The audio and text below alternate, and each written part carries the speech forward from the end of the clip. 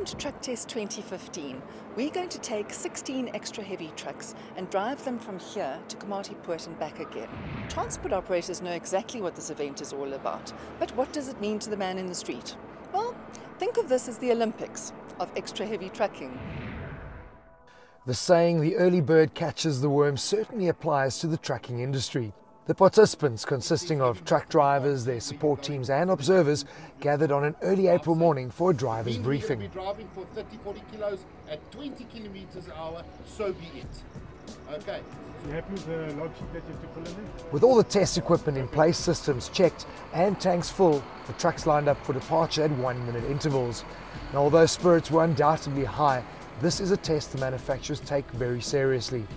Transport and logistics companies provide a crucial service in moving goods around our country, and with a poor rail network, the trucking industry is certainly filling a gap in the market. This test also provides the opportunity for all parties to observe firsthand just how their trucks perform in a real-world environment against their peers. Truck test, I think, gives truck operators a good view of what's latest on the market. It's valuable information, and one of the key things we get out of a truck test like this is fuel consumption. And that is such a huge cost in any transport operation. So to understand that cost and have a view of what's in the marketplace as far as truck tractors are concerned, I think it's a really good event. The advantage of starting the test early was to avoid Johannesburg morning rush hour, and it wasn't long before the early morning sunrise was lighting the way east to their turnaround point at Komatipoort. Situated just short of the Mozambican border, this is a busy trucking route. Now, for those more observant viewers out there, you would have noticed that the trucks were pulling either one of two different types of trailers. This is the first time that such an equal and extensive truck test has been conducted in South Africa. Yes, as regular viewers of Ignition will know, we've conducted many truck tests in the past, but now we've actually standardized on trailers. So each and every truck is either pulling an Interlink from Afrit or else a reefer from GRW. For the uninitiated in trucking terminology, reefers refers to trailers that are refrigerated units. In this case, a trailer with 3 axles. An Interlink is, as the name suggests, a truck pulling 2 trailers that are joined together. Truck test this year, my favorite category, 6x4 truck tractors. And I think what's made it great this year is we've had 2 categories of trailers, the triaxle reefers and the links, all brand new trailers, all identical, all loaded with cement. And for the first time, we've been able to really optimize the payload on everyone. So by doing that, we've managed to get the vehicles to weigh exactly the same, which levels the playing fields completely, and it gives us a true indication of what the performance of the truck tractors are, because we can now nullify the trailing equipment because it's all exactly the same. Now, although this is a truck test, the trailers are an integral part of the unit. Trailer manufacturers therefore need to not only make good products, but it is vital for them to work closely with the manufacturers as well. For us, it's a privilege, as all the major truck OEMs in South Africa are involved. We see ourselves as the premium brand trailer in South Africa, and it's just an easy choice. For Truck Test 2015, we've decided to use our sliding curtain Interlink, which is a double trailer with a leader trailer and a follower trailer. It's probably our most popular, our flagship trailer.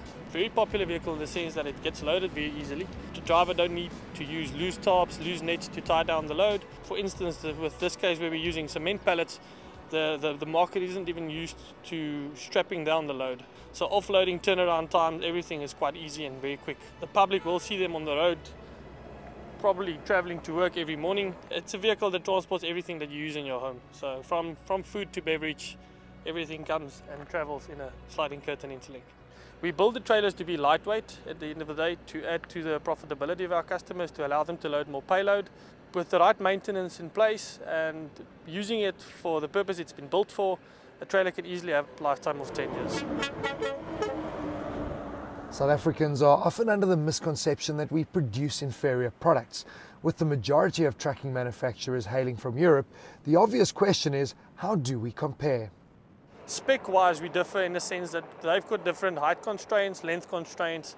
In Europe, they strive to use a semi-trailer, a trailer that couples directly to the truck tractor. It's like a tri-axle or a tandem axle vehicle. We in South Africa, an Interlink is the most popular choice.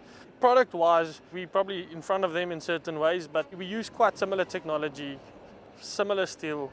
So you can basically say it's the same thing. While on the route, the trucks had to pass through the Middelburg Toll Plaza.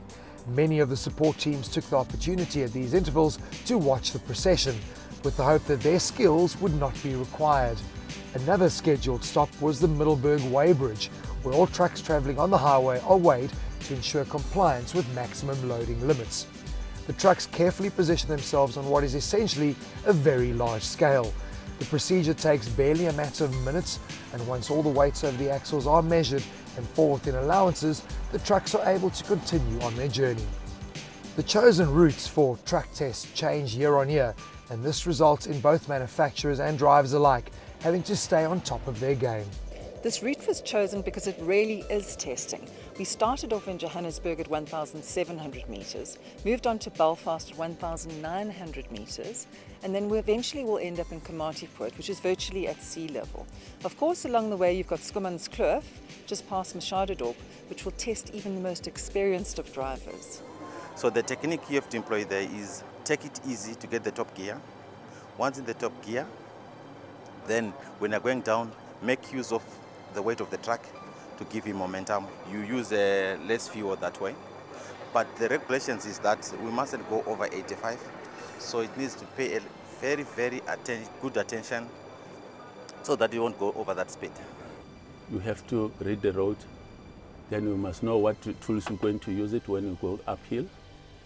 And then you must make sure, look for your refs all the time. Then if you see maybe you can manage with the top gear, you can lock it up to manual so you mustn't change the gear. It's what I'm doing all the time when I'm approaching uphills. The route we've chosen this year, running from Joburg down to Komatipoort, I think was great. We ran some savanna, then we hit some mountains. So I think the average fuel consumption is going to be a realistic view of what these vehicles will do in everyday operation. 16 entries, 11 manufacturers, obviously with some of the participants entering more than one model. Volvo Trucks being one such case. Some may not know that Volvo Trucks acquired the Renault Truck brand back in 2001, and Renault Trucks in turn is the International Truck of the Year title holder. Both brands were represented with their latest models. Let me first start with our new Renault trucks, the C range that we introduced last year. It's quite an innovative model because the one that we are entering into the test is our C440. So the horsepowers are very familiar, but it is a very modern engine that we have in it, and it's a perfect sample from where the automotive industry is heading towards, and that means, you know, downsizing. Downsizing not in horsepowers, not in torques, but in swept volume. So this is a brand new 11-litre engine.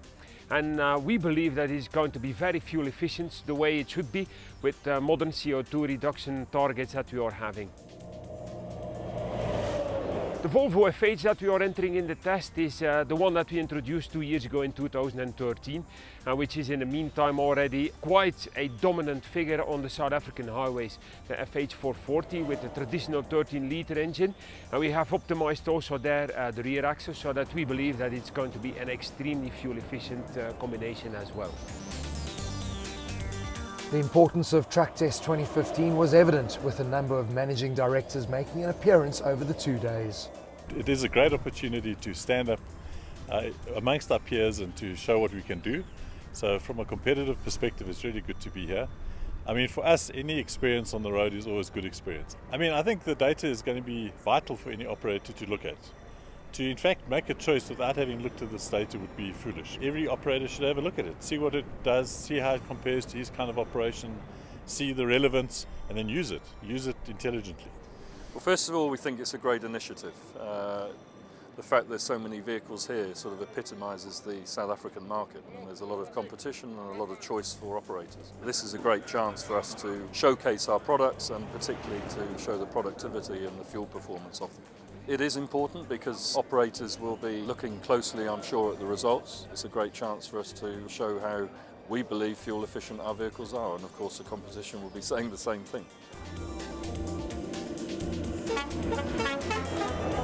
Once Komatipoort was reached, the trucks made use of the local Engen truck stop to refuel and record the day's down run.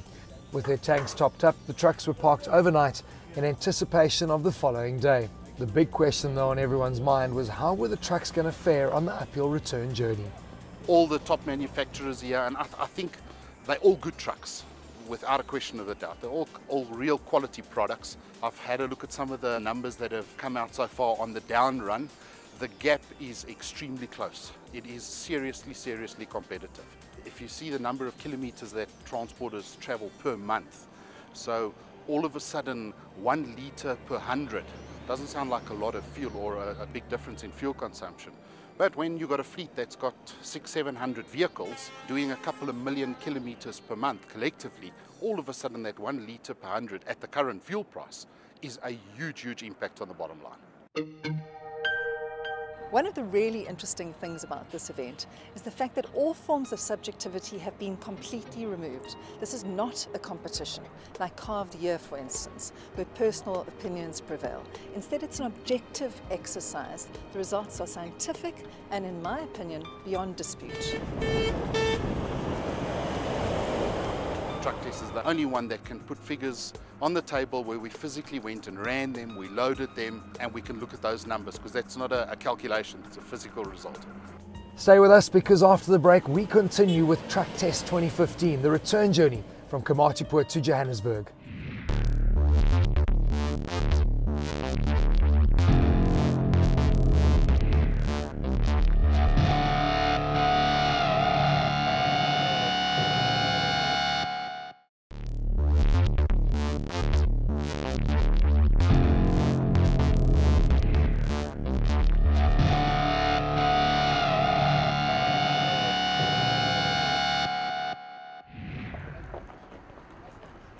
Another very early morning start awaited the drivers and observers, the scene looking a little menacing with thick cloud cover.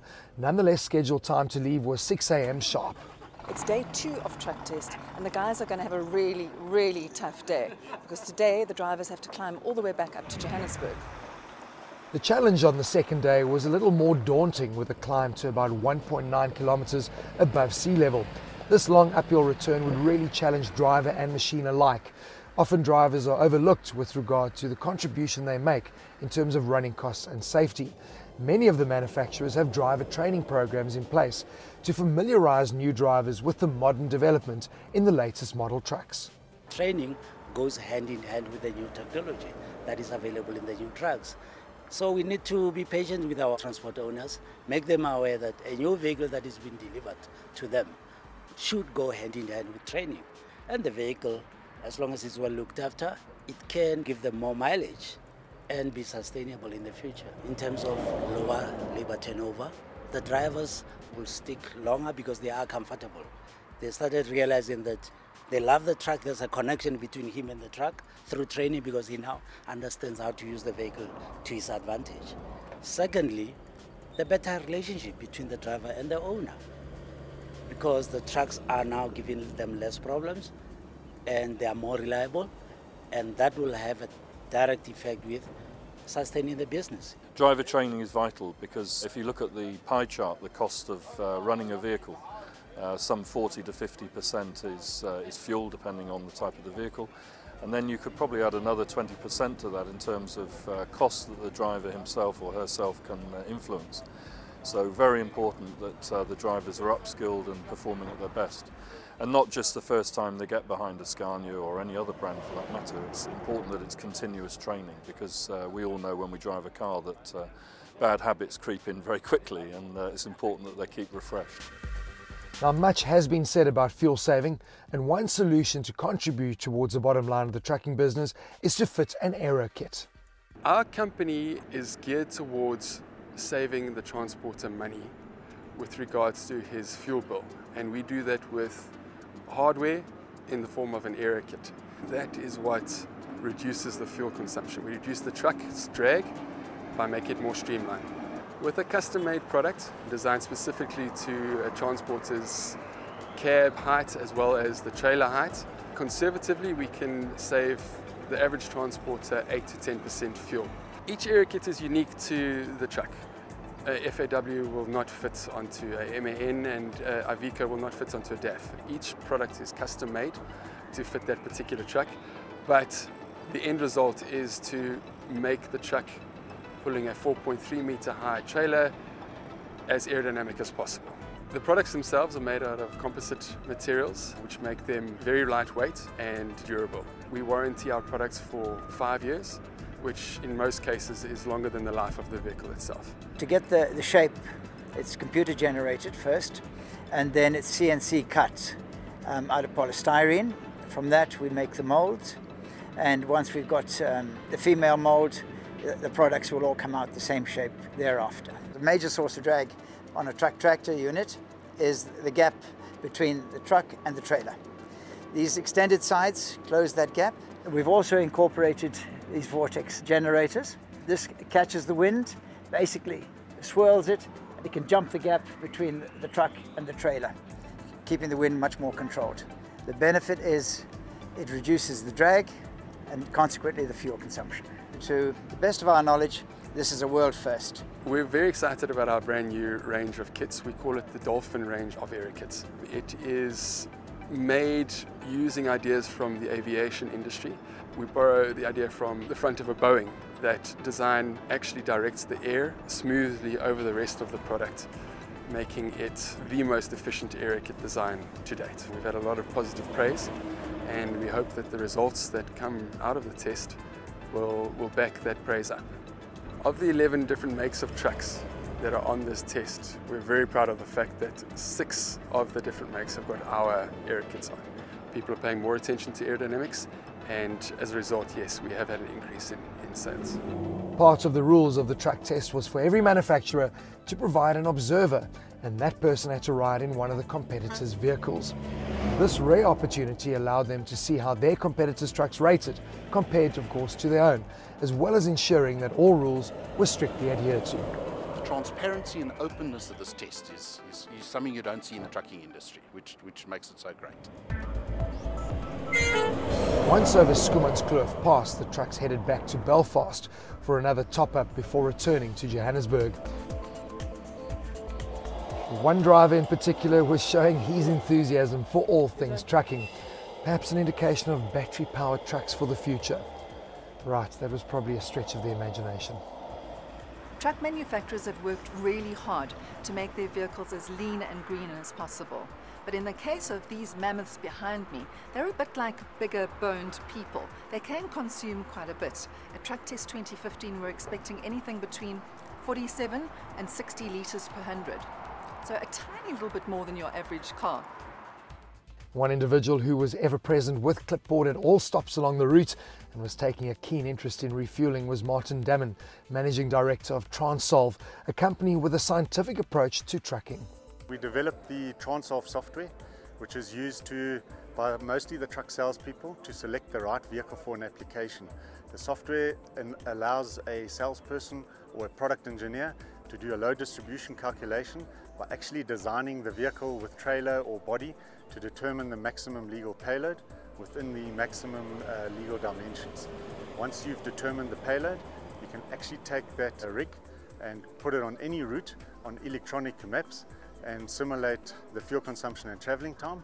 We can do a costing calculation, so you can finance a vehicle, work out monthly repayments, work out maintenance costs, then work out total cost of ownership in terms of maybe rand per kilometre or rand per tonne, whatever is a meaningful figure for the transport operator. And there is also a module where the manufacturers can compare their vehicle specifications to competitor specifications to see how they match up. And that's very much what we're doing here today, comparing different makes of trucks to one another. After Belfast, the terrain is fairly flat on the return to Johannesburg and the trucks cruise back to where the test started. A final refueling before all the results could be calculated. We're filling up all the rigs again today, and we're filling them up to the exact same mark that we filled on the first day, so that we make sure that regardless of buzzer level or angle, that we get the correct litres of fuel in the fill-up, because we want to make sure that we work out an accurate fuel consumption in litres per 100 kilometres. Obviously the manufacturers are very interested in these figures. We use those results and we compare it to the simulated results from the Transsolve software. And then we do a comparison to see how accurate the simulated results are in comparison to the actual results. Obviously we're hoping that the truck drivers will improve or better the fuel consumption that we predict. So they should achieve slightly better fuel consumptions, maybe about 5% better. We will also be using the times from C-Track to compare against our average speeds, and that gets used in a payload productivity factor to work out a sort of optimum balance between fuel consumption and average speed and the payload that the vehicles are carrying. So in some cases, if you have a higher average speed and a low fuel consumption, that will give you an excellent payload productivity factor. With over 21 years experience, Martin was involved with the very first track test from Johannesburg to Durban and back. The progress made since that time proves rather interesting. Those first early days, we ran 56 tons rigs from Joburg to Durban and back at between 55 and 60 litres per 100 kilometres. And unfortunately, the vehicles today will probably achieve more or less the same fuel consumptions, but a lot has been achieved in terms of productivity. The vehicles are faster, they have more torque and power, so the turnaround time is better, resulting in a higher payload productivity factor. And obviously the emissions have improved immensely, so we have cleaner air to breathe and less impact on the environment. As far as tests of this nature is concerned, we see it in the car market all the time where comparisons are done between vehicles. But as far as I know, I don't think anywhere in the world is there a truck test of this nature for 6x4 for any type of trucks. This week we've been running 16 rigs, which I would say is almost a record, and I would be surprised if there's a truck test as big as this anywhere in the world. So it's really been amazing to be part of this experience. This is an initiative that comes out of South Africa, and even the guys overseas can have a good look at how the competitors and how the trucks are competing against and how they perform against one another. The buzzword nowadays is about fuel. Can the driver use the vehicle to its optimum using less fuel? And this competition helps us. The full results of Track Test 2015 can be found in the May issue of Focus on Transport and Logistics magazine. Or of course you can go to our website www.focusontransport.co.za. Extra heavy commercial vehicles are the lifeblood of the South African economy. Without them, South Africa would literally grind to a halt. But choosing the right truck for a particular application is not as easy as it sounds, because it's not a case of one size fits all. Hopefully, however, the results of Track Test 2015 will make that task just a tiny little bit easier.